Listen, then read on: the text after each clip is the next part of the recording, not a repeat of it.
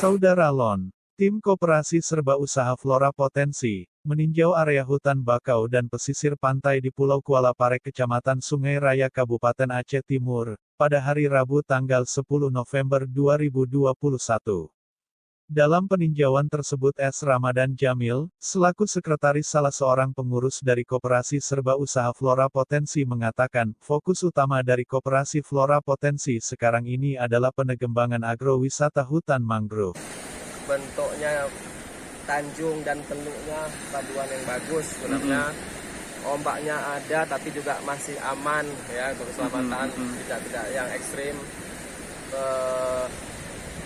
Kemudian pantainya juga lumayan panjang. Ini saya juga nggak tahu persis berapa kilometer. 7 kilometer kayaknya. Informasinya sangat potensi sekali untuk wisata.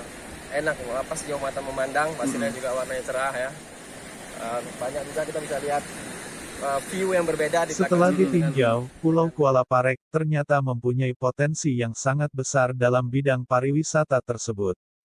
Selain garis pantai yang sangat panjang, pasir yang bersih, pepohonan cemara yang menjulang di sebahagian bibir pantai, merupakan modal untuk penarik pengunjung di sana.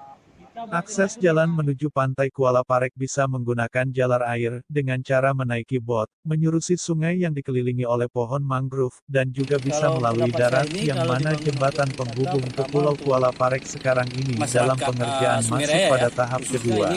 Pengunjung pantai Kuala Parek pun mengakui bahwa potensi Pulau Kuala Parek sangat besar, dan mengharapkan ke depan, di saat fasilitas pariwisata dibangun di pulau tersebut, mereka mengharapkan kenyamanan pengunjung dijaga, juga jangan sampai ada pungutan-pungutun liar di jalan masuk menuju pantai Kuala Parek.